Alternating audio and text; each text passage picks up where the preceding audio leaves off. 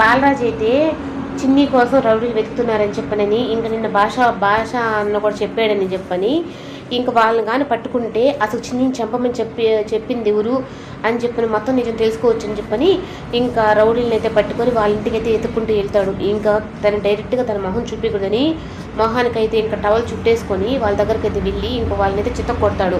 ఇంకా మిమ్మల్ని ఎవరిని పంపించింది, ఆ పిల్ల ఫోటో పట్టుకొని ఎందుకు మీరు తిరుగుతున్నారంటే, పలానా హోమ్ మినిస్టరు ఆ పాపని చంపాలని చెప్పని చూస్తున్నాడు, ఆల్రెడీ వాళ్ళ అమ్మని కూడా చంపేస్తున్నాడు, ఇప్పుడు ఆ పాపను కూడా చంపేస్తే ఆడకాడికి శత్రు స్టేషన్ లేకుండా పోతుందని చెప్పని ఆ మేడము సార్ చెప్పారని అనగానే, ఇంకా కావేరి వాళ్ళ అమ్మ చనిపోయింది అని చెప్పని అనగానే ఇంకా బాలరాజుకి అయితే అప్పుడు దాకా ఉన్న కోపం అంతా ఒక్క క్షణంలో నా వల్లే నీ జీవితం నాశనం చేశాను కావేరి అని చెప్పనని, నువ్వు చనిపోయావా అంటే చిన్ని ఒక్కటే బతికించి నువ్వు చనిపోయావా కావేరి అని చెప్పని ఇంకా అక్కడే కూర్చొని బోర్ని అయితే ఏడుస్తాడు.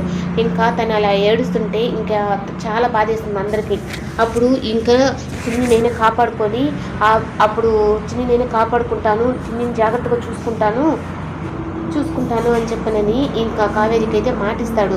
ఇంకా రౌడీలకైతే ఇప్పుడు ఆ పాపకి తోడుగా వాళ్ళ నాన్న ఉన్నాడు, బాలరాజు ఉన్నాడని చెప్పననండి, నా కూతురు జోలికి కానీ వస్తే వాడిని ప్రాణాలతో ఉండను, తనని కూడా ప్రాణాలతో బతకనివ్వను అని చెప్పనని వార్నింగ్ అయితే రౌడీలకి ఇస్తాడు.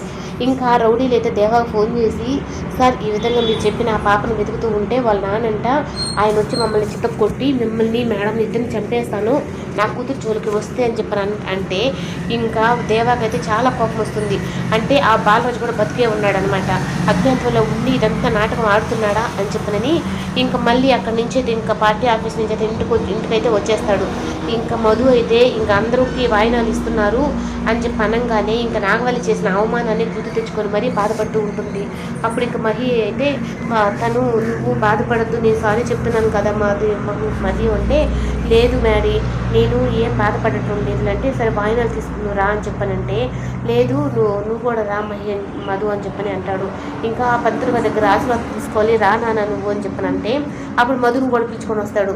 ఇంకా శ్రేయకి ఆశీర్వాదం ఇచ్చేసిన తర్వాత ఇంకా మహి కూడా ఆశీర్వాదం తీసుకోవాలని చూస్తే ఇంకా తన చిన్ని కూడా వచ్చి తన దగ్గర ఉండేటప్పటికి ఇద్దరికి మనోవాంఛ చేస్తూ పెళ్ళి కావాలని చెప్పని ఆయన అయితే ఆశీర్వదిస్తాడు. అప్పుడు ఇద్దరు ఒకరి ముఖాలు ఒకరు చూసుకొని ఉంటారు. కానీ శ్రేయకి నాగవల్లికి అయితే, నేను మా బావతో కదా నేను తను ఆశీర్వాదం తీసుకోవాలా, ఇదేంది నాకు ప్రతి దాంట్లో నాకు అడ్డు తగులుతుందని చెప్పనని ఇంకా మళ్ళీ మధు మీద అయితే చాలా కోపం పెంచుకుంటుంది శ్రేయ.